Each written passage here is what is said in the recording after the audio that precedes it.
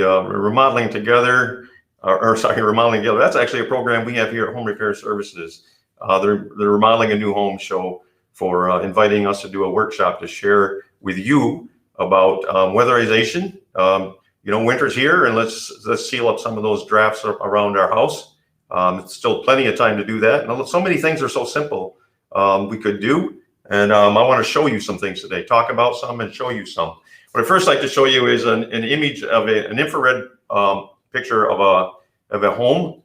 And you can see by looking at this picture here that the darker color areas, like the blue on the porch area, there's no heat loss there, obviously, because that's not a heated area.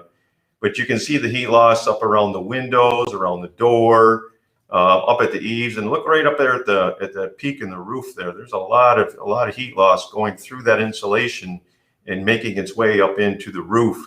So kind of capture that in your mind there, that heat loss in the different areas, because then these are the areas we're going to talk about. And so the next picture is I'm going to show you is a roof, actually. So remember that last picture up there at the peak there where the heat was coming through.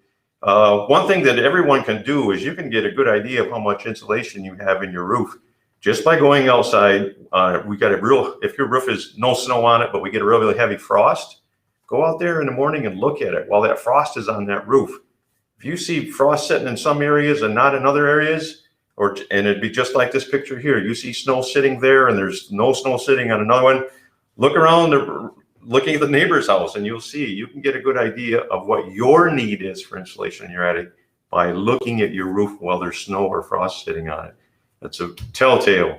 If you actually, that picture there, you can see along the edge, on the edge of the picture with the house with minimal snow on the roof, you can see that right along the edge of that roof line, there's snow sitting there. Well, the reason why is because underneath of it, it's the same temperature as it is outside, where, over the roof line, there's some snow, or the snow's gone. There's nothing there. So homeowners paying a lot more money for heat, and they need some insulation. So the amount of insulation typically that you need in your attic for Michigan is somewhere between like an R40 to an R60. The R value of insulation. Well, what does that mean in inches? It can mean 16 to 20 inches of insulation in your attic.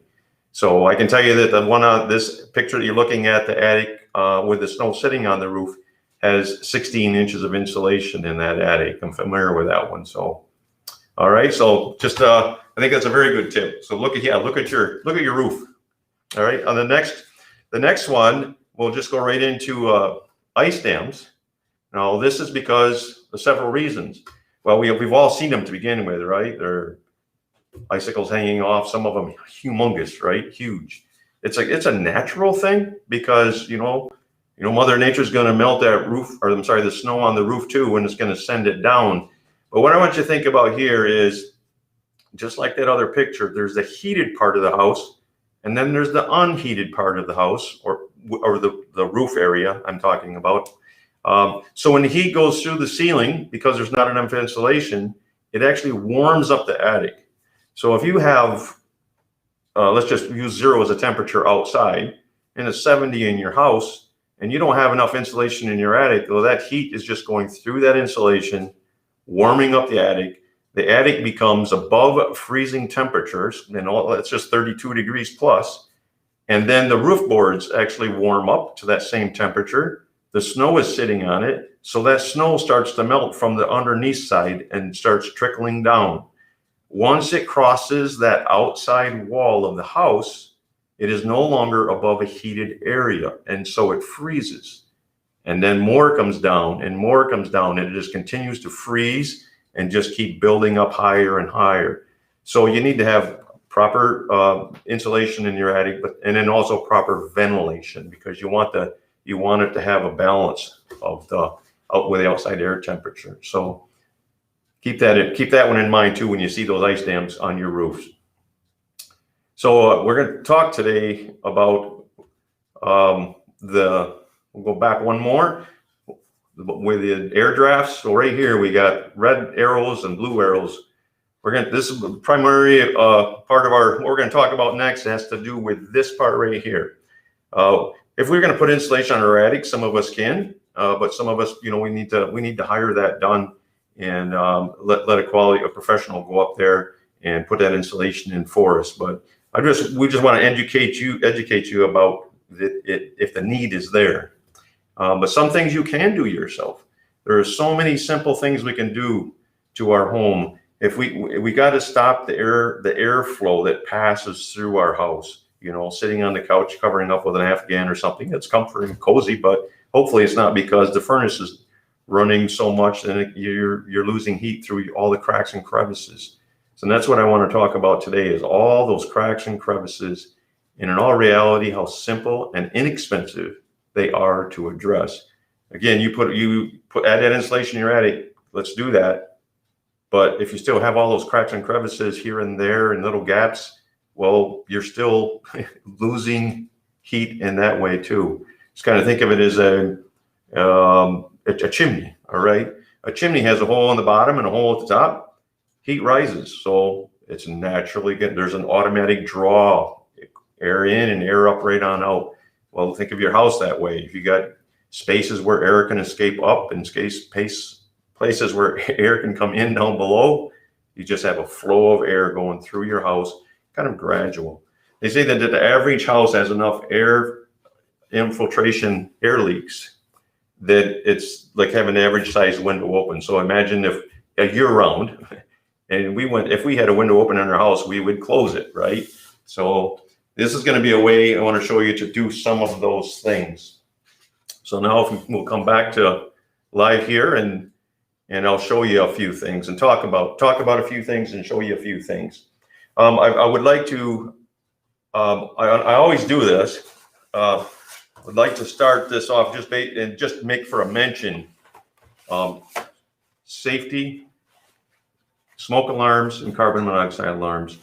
Please make sure that those are in your home and working. This has to do with weatherization, but this is something that I'm always going to mention. Just this past week here in Grand Rapids, we saw on the news of a family that, if I do recall, they recently purchased their home and they had the new alarms and stuff installed. And then they hear this beeping going off, and it was the carbon monoxide alarm. So it's real. We see it on the news. We hear it on the news every once in a while. Things happen. The national statistics for the fire department, the last I saw, every 85 seconds in the United States, there's a house fire. So you always hear sirens, and they're going somewhere. So let's just make sure that we have these things in our home, the smoke alarms and the carbon monoxide alarms. If you're a resident of the city of Grand Rapids, you might want to check with them with the fire department actually, because they have a program where you can get carbon monoxide alarms and smoke alarms free of charge. But where they're at now with COVID, you want to check with them. And I don't want to say what they will and won't do. I just know that program exists. So now some air sealing. If you have a plug or a light switch around your house and then the outside wall, so this is typically it's a light switch. This is inside of your wall. The box is inside of your wall, but if you have any air infiltration that's in that wall, it's going to find its way around this box. It's going to come around its edges, and it's also going to come through, on the backside. This is where the wire comes down in, so air can come in through there too and pass out around that light switch. So they have these little packets, and you can get them most anywhere. There's 8 or 10 in a pack, and there's light switches and light switch and outlet covers. So, and it's just a piece of foam. So simple, just to take the light switch cover off, put this piece of foam on there, and you can see that and see how it had basically covered up the whole box. And then just put the cover back on, and now you stop that airflow from coming around the switches, the light switches, and the outlets. Okay, so that's a $3-4 thing. So if you have it, you can walk up to yours on a windy day and feel that. Now you know how you can address it. I just want to mention some about our entry doors to our home. So I'm going to set up a real small little sample door here that we have here at Home Repair Services, and we use this for education purposes, obviously. little miniature door. So as a entry door typically is going to have this down here. There's an adjustable threshold right here. And if you look right here, you'll see that there's a screw right there, right? So that screw is for adjustment. This threshold actually is made so that this part right here, this wood, they're not all going to be wood, but if you look down at your threshold and you see these screws, or if you see a plastic cap, underneath that cap is a screw. And if you have any kind of a gap underneath when the door is closed, if you have any kind of gap underneath there, or the air is flowing in and you can feel it, you put a Phillips screwdriver in this slot right here, or a flat screwdriver, whatever it's showing, and you turn that out. When you turn that out, this part comes up and it'll close off that space. Or maybe your door is rubbing actually, and you know what, this is tearing on my weather stripping. Turn that screw in and this part right here will go down. So a way to adjust it. And I'm going to show you a few things on this, and then I'm going to also bring up a couple samples and show you that threshold, how that goes up and down. Another part is the weather stripping. So this part right here, where the door comes and closes up against this weather stripping, those can be bad. And you know, if we have pets that come and scratch at the door, you've probably seen where the weather stripping is. Maybe it's old, or maybe the pets tore it up, and boy, it sure would be nice to replace it. And you can replace it. All this weather stripping is tucked in a groove right there that you can actually grab it and pull it right out of there, out of that groove. And you see that I'm just doing this kind of blind. I'm looking at a picture here, but you can pull that right out of there, and then it'll push it right back in. And I want to bring up a board and a piece of weather stripping and show you that as well. So there's two things right there that we can do to not take that airflow away.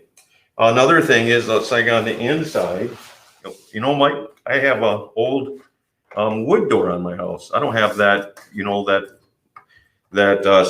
steel or fiberglass door that's been replaced. I still have the wood door. So then you would put a door sweep across here. All right, and that would be something like this. If your door was wood and you got some air coming underneath there, this is a door sweep right here, and that can go right across here just like this. Bring it down so it touches, and then put the screws in there. And now another way you just stop that draft from coming in. It kind of serves the same purpose, almost like putting the rolled up blanket or whatever in front of there. They have those, they have different things available for that. But this replaces that, so that every time you don't have to move that out of your way. And then also the bottom of these, so the bottom of the door, so this part right here, this part that goes back and forth over the threshold, this sweep right here is also replaceable. You can actually buy these, and the door sweep here, the one that I showed you here, this weather stripping that goes around here, the seal, you can get any of this stuff for, I'm just going to throw a ballpark number of, depending on what it is, between $12 and $24, somewhere in there, depending on what part it is. So that's a way to change whatever the situation is. Now, first I had mentioned that I would show you, so here's a threshold that was just like the one on the bottom of that little miniature door. And here are those screws. You can see the screws in the bottom of that door sweep or threshold right there. I'm just going to roll it up here. And if you look at this part right here, over and down, see, you can see that C shape.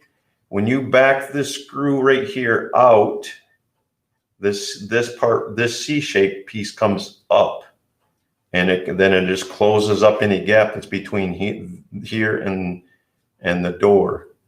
All right, so that's all it is. Just back those out and you'll close that gap.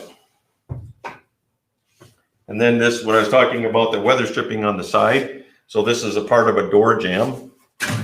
And then here was that weather strip. I'll bring this a little closer. Here was this weather strip that I was talking about. You can see it right in there. Now, if you look then right in there, you can see that there's a groove in that board that that weather strip actually goes back into.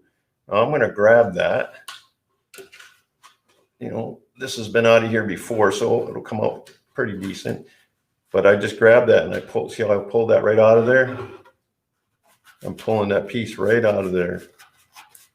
Just like that. Typically what you do is you take at the top, you take a putty knife and get in behind there, like I was putting my fingertips up in there, put a putty knife in behind there and just wiggle, and you keep wiggling and it'll come out like that. And once it comes out, you can just keep working it and go right down the door, and you can pull that weather stripping right out of there. So there's the piece that I took out. And again, there's that little rib that puts it back on. You can see up here, this like, it's kind of like a tree, I call it a tree barb. There's little ribs on there. So when it goes back in that slot, it stays in place. And then you buy a weather stripping kit just like this. You get 3 pieces, one for each side and one for the top. And then all you would do is, you cut it to length, and you would start at the top and just push it in. And it goes right back into that groove. And it will stay in there. It will stay in there nice and fine. And now when your door opens and closes, all new again. Stop the airflow from coming around there. I know of, people have shared with me that they got a new door because there was air coming around it, the old one. But the older door looked fine. Everything seemed fine, but they changed it because of the airflow that's coming around the door. $25-ish, $24, $25 for a weather stripping kit like that. And then the bottoms of the door, where I said, on the bottom it was replaceable. There are different pieces for the bottom. You just have to determine which one yours is. So these are the sweeps. It's probably kind of hard to see in the dark there, but these are the sweeps that go across the bottom of the door. All right. Trying to show you the feature of it. So it goes back and forth over top of that threshold. I'll just grab that threshold again and sit it up here. And then this would be in the bottom of the door, and it would come right across the top of it. And so you can see how that works. And now you can also see actually how, if there was a space right here, if you raise this part up, then it would come in contact with this if this is all nice and good condition. So, and then here's just another one. There are different ones depending on what company it is. So there you go. Put that light in the background there. You can see those little pieces hanging down. So they come over there. Oh, I got it backwards. They come over that just like that. All right. The thing that does require doing to change this part is, one, identify which one you have, and since with the advancement of technology now, all of our cell phones can take pictures. Just take your phone down, open your door, take the phone to the bottom edge of the door and take a picture of what that looks like what this end profile looks like. And then when you go looking for yours, you'll know what to find. All right. You bring it home.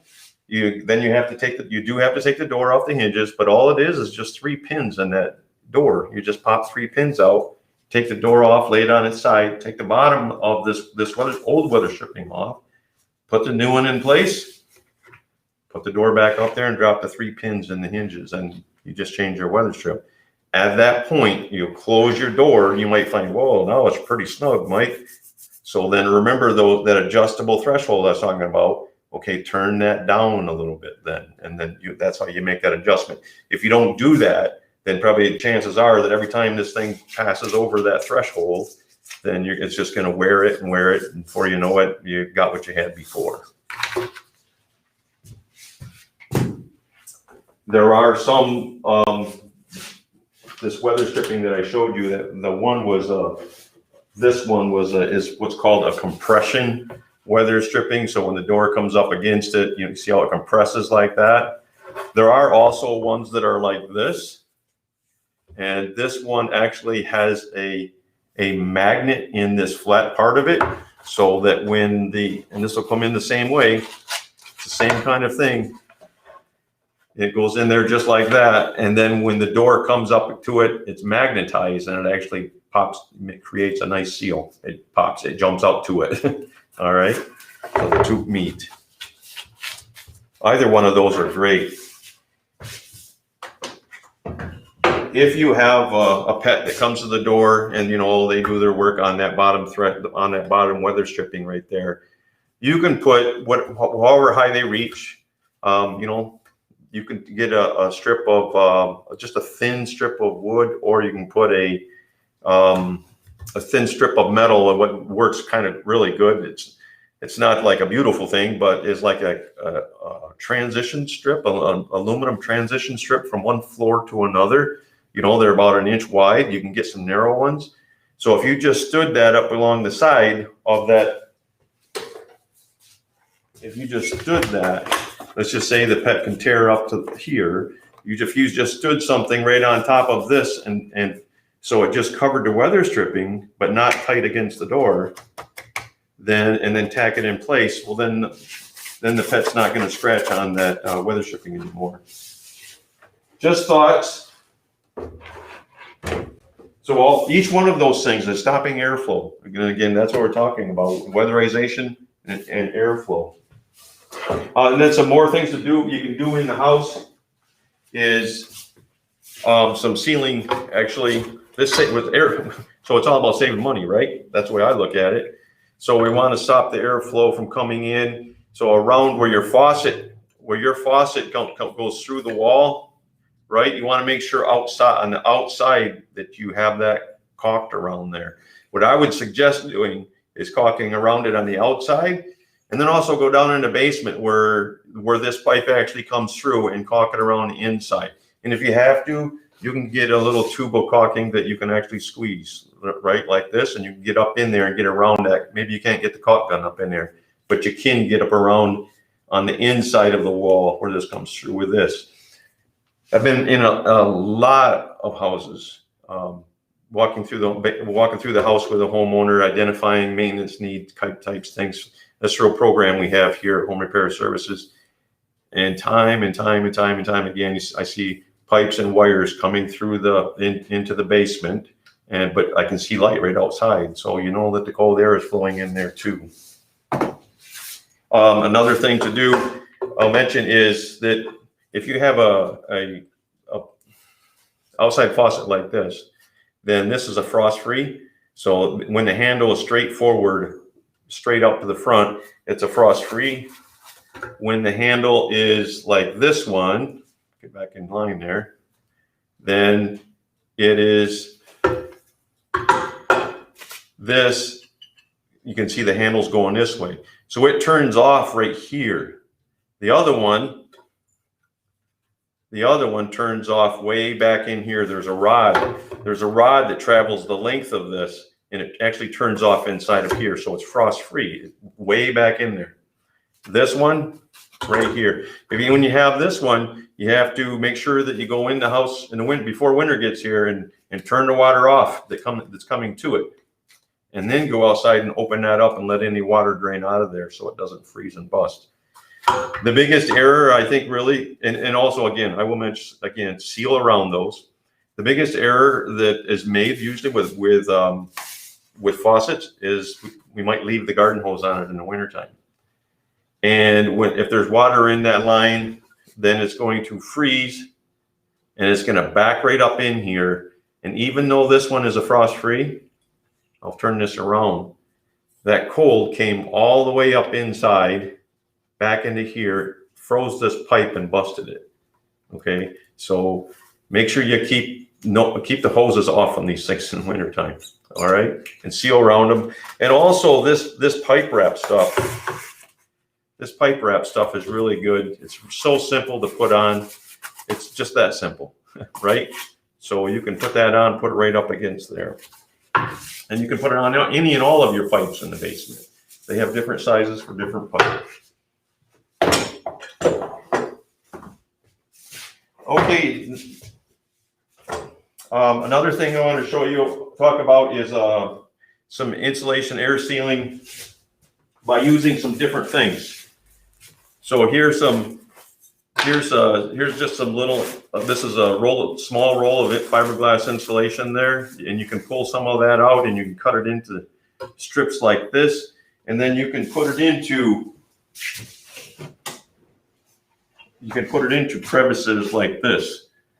And one thing I did not grab today was my my putty knife, but then you could just push that right in there. So if there's a gap somewhat placed, you can get some of this insulation, cut it into strip, and then just push it right in a gap, any place where there's air coming through. Another thing you can use is different kinds of foam. So here's a lot of different kinds of foam. I mean, it's kind of the sky's the limit on, there's so many different kinds. But here's some real thick foam, right? This comes in 1/4 inch, 3/8 inch, different widths, different thicknesses, and you can see those right there, different thicknesses, and you just get whatever it is that you need. And it's sticky on one side and not on the other. So I mean, they have multiple uses. I think I can talk a whole hour about all the different uses just for this kind of stuff. All right. So you can put it in any crack, any crevice, anywhere. Put it that way.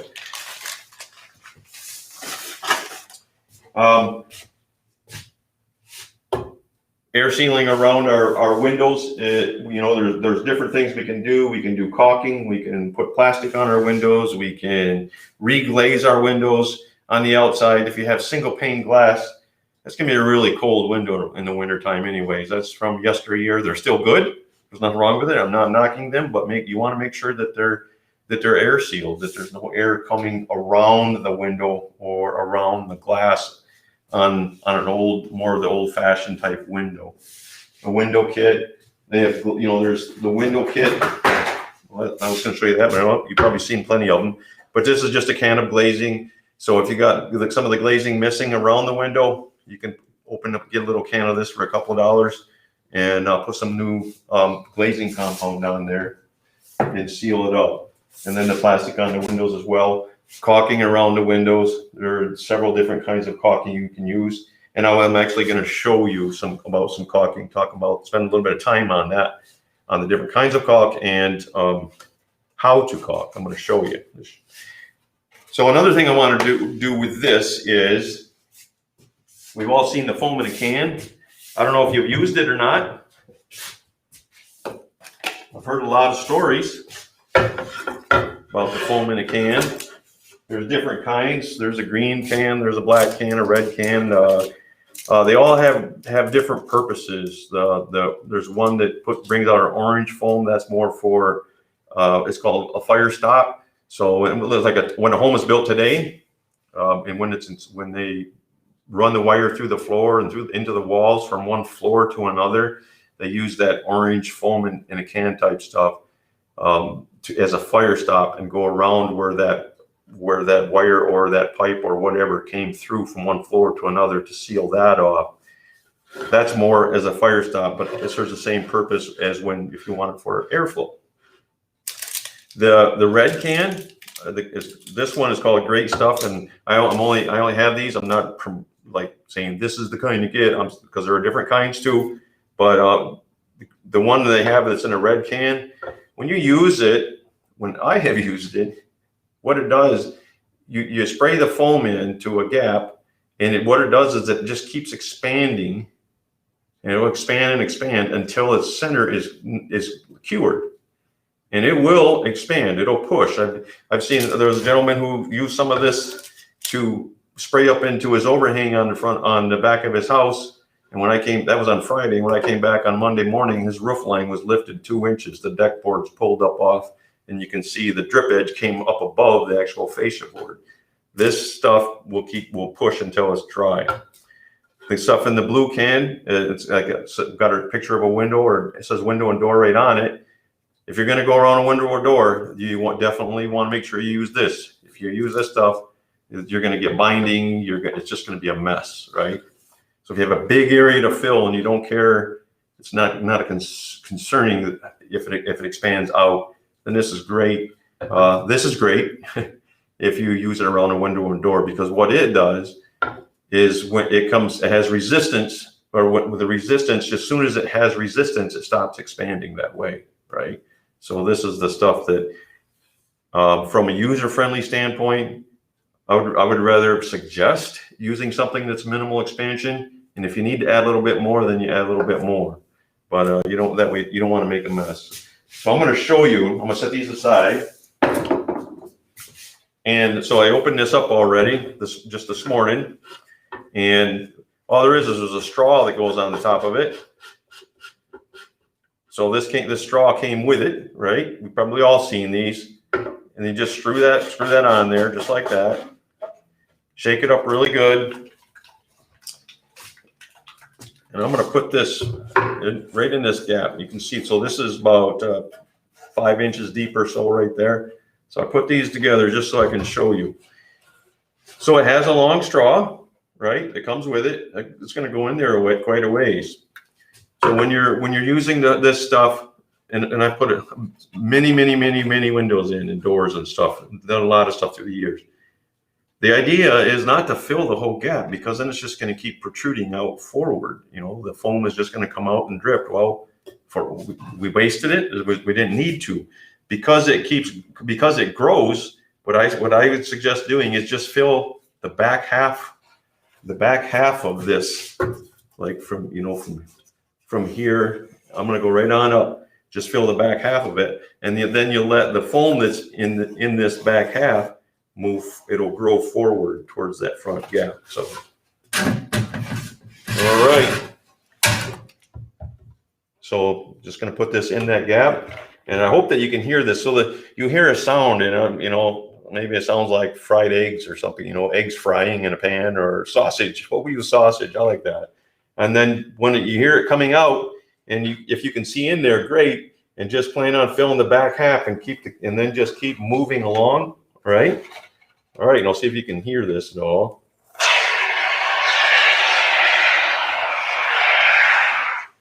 All right. I don't know if you heard that or can see in there, but that foam filled that gap up pretty good in that back half. And I think it came forward. Once I set this can out of the way, I'll try to pivot this around so you can see it a little bit better. But maybe if I tip it. Probably can't see it, but it's in that back half in there.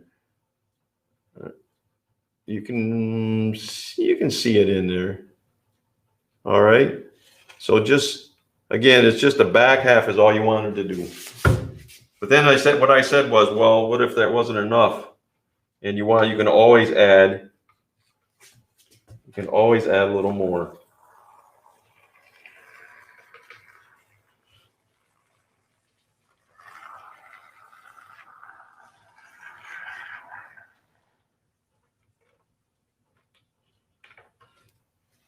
That looks pretty good. Maybe you can see it better now. I don't know, but there's foam in there. It's insulated.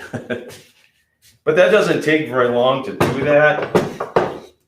And actually, what I suggest with everybody, and if it's using the foam in a can, no matter what the topic is, if you can get an extra one, an extra can, or if you have some extra couple boards, just like I did right there, put them together and just practice once, so you can get a feel for it before you actually apply it to where you want to be able to use it at. All right. I want to mention something about our furnaces, actually. So there you have a picture here of a furnace, and we're going to talk a little bit about the airflow for a furnace. We all get these furnace filters, and on the furnace filter, you can see that there's an arrow, all right, and that arrow says airflow, all right. So I want to show you this furnace filter right here. You notice that on one side, it has all these X's and stuff on there, right? And the other side does not. Airflow. So now if we go to that picture, you'll see that on the left side, it's a blue arrow that's going into the register, and then it's following down to the furnace. So this is in the cold air return. So in our house, we have cold air returns and we have the heat registers. So the airflow passes through the cold air return, through the filter, and then to the motor that's there. And then it's going to blow the air up over the heated heat chambers, and then right on up out to the register. And then what it is, that's just a cycle. It just keeps going around, the air up and right back around. So in that picture, you'll see where the furnace is at, and this furnace filter has an arrow on it, like I mentioned. So the arrow is going in the direction of the airflow. And again, I've been into many homes, and it's easy for people to misunderstand what that means. You know, what they interpret it that the direction the air is coming from, or what. So I've seen many of them in backwards. So it has an arrow. If you point the arrow at the furnace, then you've got it in right, because that is the direction of the airflow. The air is coming from the cold air side, heat plenum, to the furnace or the filter. The fans on this side sucking air through and blowing it back up through the heat chambers. All right, and into your house. And then another thing I want to mention is another thing I frequently see is either furniture or a rug or something that is actually covering up part of, or sometimes even all of, a cold air return. Sometimes it's just misunderstood that if there's no air coming through that register, or no heat. I'm sorry. No, I'm not getting any heat from that mic. So why I'm gonna cover it up? Well, the thing is that's where the cold air is coming in, and now if you cover it up, you're just reducing the airflow pushing out through the other registers. Which, you know, you're taking a two-story home, that furnace has got to push that all the way up to the upstairs farthest point. So don't cover up the cold air returns, whatever you do. And the other thing is keep these things cleaned, or not just cleaned, changed. Keep a fresh one in there. They have, you know, different ones. They have them say that they're good for 90 days, or some that are good for allergies, or some different ones. This is my personal view. My preference is that I don't have an allergy thing to deal with, but I would rather change a furnace once a month or every 6 weeks, so it's always fresh or good flow of air going through there, instead of having months worth of accumulation. And what I've seen is that we can get those 90-day filters, but it's also easy then to forget about it too, you know. So I've taken quite a few of them out, and this is actually a clean one here, and this is one that it replaced. All right, so you don't let them get bad. You know, this it is overdue actually.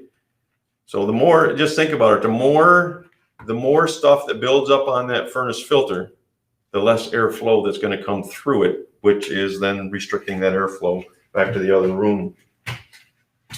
You know, we probably all have sometime in our life had the box fan on the floor, and it's over by the window, and then the curtain comes up into the back of it or something, you know, and because it gets sucked up there and it lays on the back, and you can just hear the motor slow down, but you also know that it's not pushing as much airflow through it. You know, so like I mentioned this in the classes, like we drive down the road 55 miles an hour, got our foot on the gas right to here. We definitely don't want to rest our foot on the brake pedal, because, you know, we're wasting something, or something's going to give.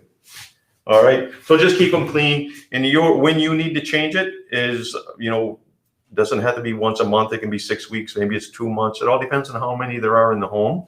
Are there, you know, 1 adult, 2 adults, or there's a family of 5, and there's a family of 5 with 2 cats and 2 dogs, or, you know, all those things play into it. So the thing is it's about maintenance. So is to look at that furnace filter every so often, so you can establish, all right, I'm going to change it the second Saturday of every month, or whatever. Mark it on the calendar. Okay. I'm going to bring this foam thing back up here, and because I wanted you to see See how that foam has grown forward in that? It's just from sitting here these few minutes, right? The foam is all, well, you can see it there. It's rather obvious. So it is good stuff. It is great stuff. It is, and again, not one particular company. I believe in the, it's just a good product. Okay, it works, fills those gaps. Oh, and I also wanted to mention that we've got to talk a whole another hour just about foundations, but airflow coming in around if we go back to that picture, remembering that picture with all the airflow coming through, there's airflow coming around our doors or on our windows. There's airflow coming around the pipes going through the wall. There's airflow coming around the dryer vent. Every one of those places that we can identify and stop the airflow is great. So caulking is good. There's a lot of airflow, what I find coming in around the foundation where the house and the foundation meet, especially in the older homes. There was a year when they started using a foam or an insulation barrier between the house, the cement foundation, and the wood part of the home. But prior to that, there was none, right? So you can get airflow coming through there. And then a couple of tricks tips I wanted to share with you on finding those and sealing those up is on the inside of the house. If you're not opposed to incense, take an incense stick on a windy day. It doesn't have to be in the wintertime, but if it's a wintertime, you can put your hand up there and feel the cold air. But if you just take an incense stick and hold it and walk along the outside perimeter of the wall, you'll see that little plume of smoke just move. And then, well, you just identified where a spot is. So have yourself some painter's tape or something that will identify those as you go around the whole perimeter and find them. And you'll seal them all off. That's also going to seal off travel places for ants and bugs and whatever else. A mouse can travel through a space that's 3/8 of an inch wide, and they will get in. So that'll keep them out too. Another one is for on the outside of the house. The siding is hanging down all the way down to the foundation, but there's possibility that airflow can be coming through. And I'd say probably 9 chances out of 10, if there's a mouse coming in your house, that's where they're coming in at as well. So, but you can't crawl around on your house. Well, you could just, mosey around there, laying down, looking up and trying to identify it. But just get one of those round, handheld mirrors that we look at ourselves in and go around the house with a roll of painter's tape and just hold it like underneath the siding so you can see if there's any gaps or any holes or any crevices, and then identify those.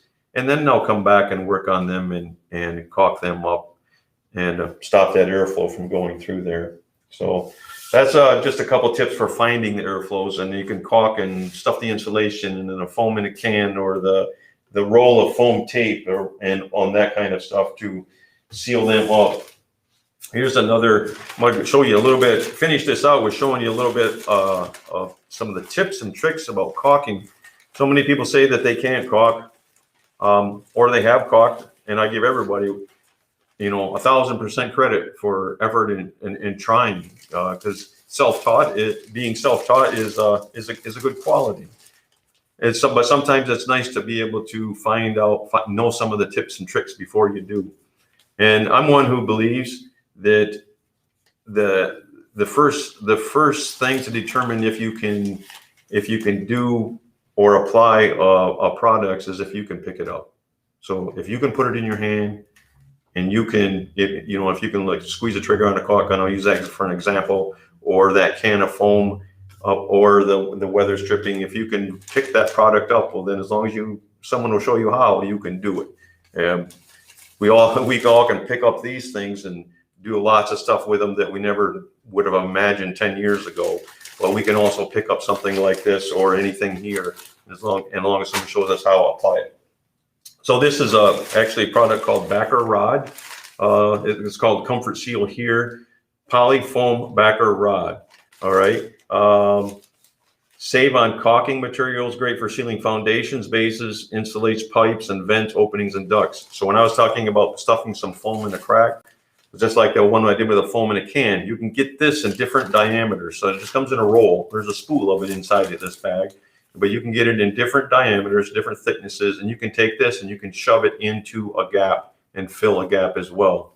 And it's very friendly to use. You know, use a screwdriver or a putty knife, or depending on what it is. Okay, so you can use that. Another place where this comes into good play for use is sealing large gaps before you want to put the caulking on there.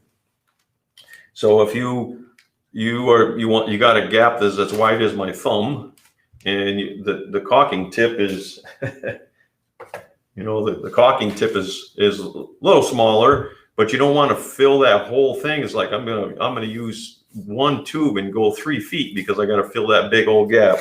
We'll shove some of this backer rod into that gap first. Push it in there halfway or whatever that depth is, so that you're just caulking the outside surface of that. All right.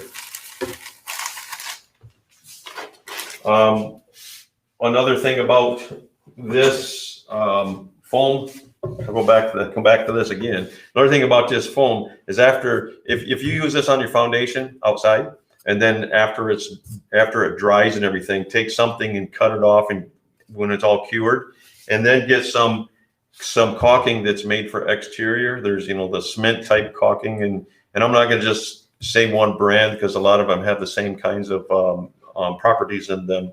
And you can just apply something to seal over that, to weatherproof now that foam that you use to seal the big gap in your foundation.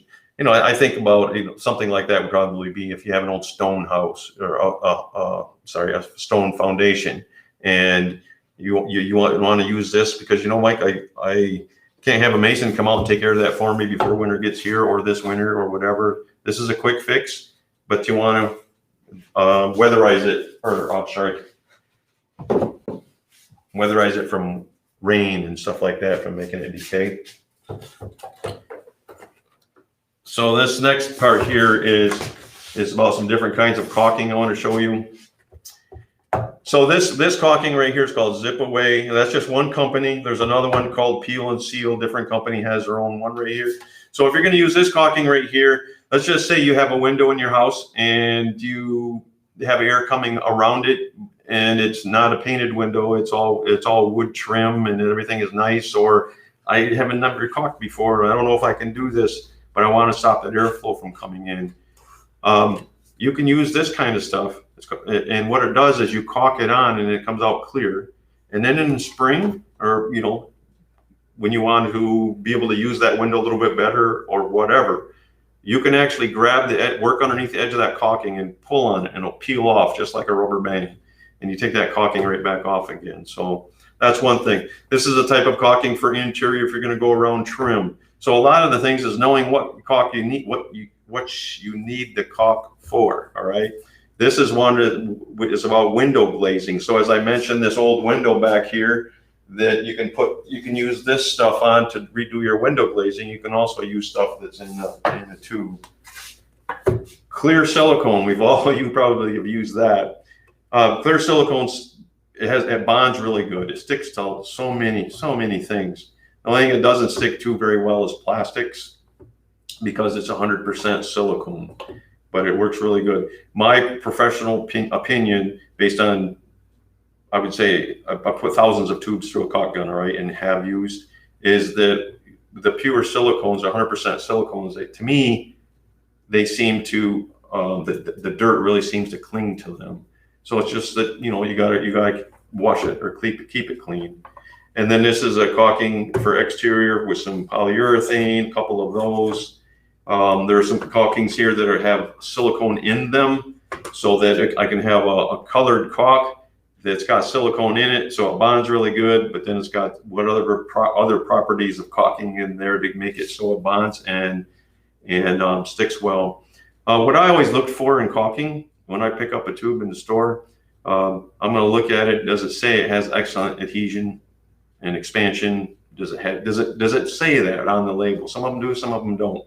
And to me, it's worth spending a couple extra dollars for a tube of caulking. If you was to hire me to come to your house and do some caulking, I want to use good caulking so it lasts and you don't have issues with it instead of you having to do it every couple of years. So apply that same to yourself. We all want to save, but sometimes it's worth a couple bucks for an extra tube of caulk.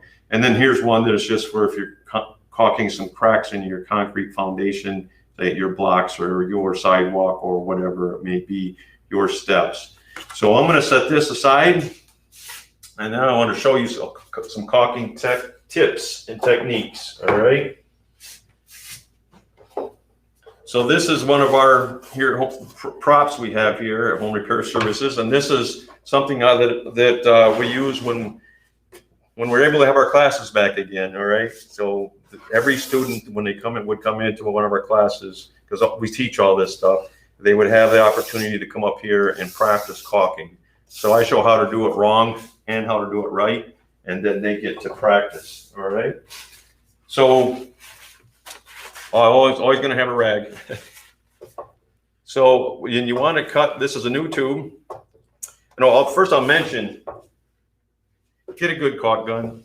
I'm not going to name any brands or anything like that, but usually if you spend $15 for a caulk gun, you're going to get one that's going to last your homeowner quite a while.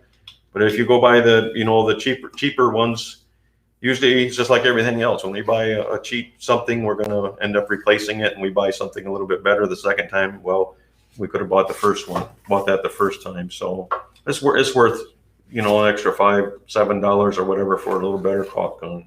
All right. So then the other thing is the tip of the caulking tip right here. You can see that that's cut on an angle, and it's probably a 25 to 30 degree angle across there. All right. So when you're caulking, the first thing I want to share with you is that when you're caulking and drawing the caulking gun away, this long point right here is always what follows you. All right. That's the tail end of it. And so when I set this down here on this caulking prop, what I have is up here, and this long point is following me. But what I'm going to do is I'm going to do a couple times on here. When I pick that back up, sorry about that. Could push that in. I'm going to do a couple of times on here, and I'm going to do it wrong, and I'm also going to tell you what I'm doing wrong. So the first one, I'm going to have the angle in the wrong direction, and I'm going to start caulking, and I'm going to do three different ones, and I'm going to hold them up there and show you it closer to the camera. Another thing is that when we squeeze this trigger, and I've seen people do it, but we squeeze like this. You don't want to do that, because every time you do that, you send out a blurb of caulk. What you want to do is have one long, steady squeeze, and then re-grab again. Okay, so I'm going to do this wrong.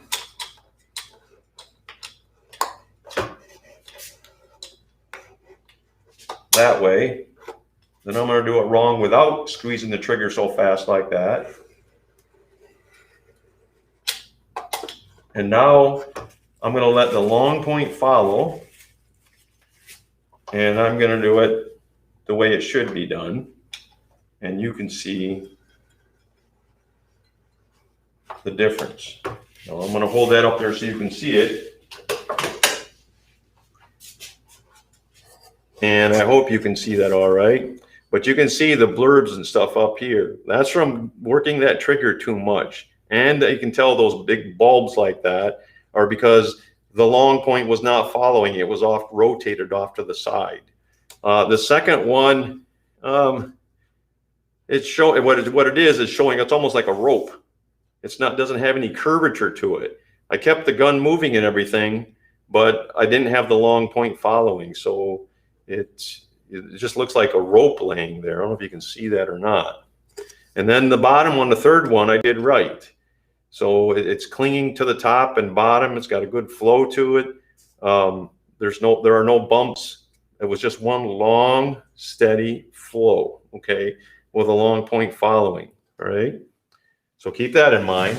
And then the other trick to it is, I'm going to set that one aside and just grab one. Same thing.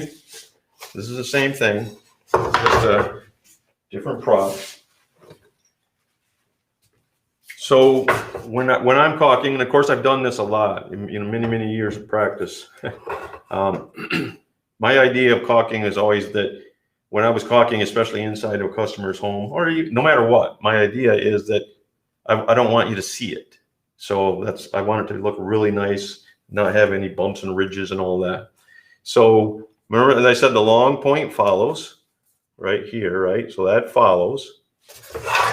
And I'm going to see if I can hold this up here and you get a visual of what I'm going to do. So the top side is a long point, right? And that's going to follow. But when I am actually caulking, I'm actually looking on the underneath side. So I'm actually looking under here. So as I draw that out, I can actually see how much caulk is coming out of that tip. And I know what I need to do. Do I need to speed up or slow down or squeeze more? By watching underneath of here instead of up here. This is already done. But what I do here will give me the best result of what's on this side. All right. So I'm going to turn this around and hopefully I'll show you a couple of different things. You can see that puddle. Hope you line this up just right. Okay, now what I'm going to do is I'm going to squeeze too much. I don't know if you can see underneath there, but you can see too much caulk coming out on the lead side, on the underneath side, all right? Now I'm going to do it again, and I'm going to go too fast because there was not enough caulk coming out on the underneath side. And then I'm going to do it one more time, and then this time I'm just going to watch that little puddle that's coming out on the lead side of that, which isn't the best, but I hope you can see that it's better. Okay. So yeah, that's the biggest tips is get a good caulking gun, cut the angle right, let that long point follow, and watch the backside, watch the underneath side of this as the caulk is coming out. You just try it. I think you feel good that was like, wow, I can do that. And then just practice. So like I said earlier, practice, get an extra tube of caulk and do some caulking here or there. All right. Last thing I'll mention to you, then we're going to have to go, is our heat ducts in our basement. I want to mention this. There's actually, here it is. So our heat ducts in our basement, there are a lot of homes that I go to when the family is not familiar with the ductwork has these dampers in it, all right? These little draft dampers, all right? And there's this little lever on the side, and when the lever is going crosswise like that, that means that's closed inside. There's air can still go around it, but it's closed. When it's going in the direction with the pipe, it's fully open. So let's just say maybe the downstairs bathroom, small bathroom, sure is like extra hot in there, but the farthest bedroom away is kind of cool. So maybe you can just do some adjusting of your damper in the basement, change the airflow to the closest register so more air will get pushed to the farthest registers. Just a thought. Another thing is the air is flowing through there. Let's keep the air flowing to where it's intended, because every time there's a seam, you know, you can be losing heat in your basement. So then they have this tape it's just aluminum foil, right? And it just has paper on the back of it. Oh, I'm sorry, I held that down low. So it's just a roll of aluminum foil tape. That's all it is, really. That's what I think it is, aluminum foil. It's sticky on one side. So you could tear off a piece of this stuff and start taking it off, rolling it a little bit, stick it on your pipe or any place there's a seam. And then, as you can, I'll hold this way. And as I just peel this paper off, I can just go right around this pipe and put that foil tape on there. And now that heat is going to pass through instead of escaping out the seams throughout the basement. And then that also back on that same topic is that when I mentioned the airflow, and if you cover up the registers upstairs, that furnace is going to try to draw air in any place it can in the basement through pipe work or duct work around the furnace or whatever, and blow that up into the house. And now you're not cycling that cold air back down to the basement. So yeah, I mean, I could talk here for hours, but we have limited time.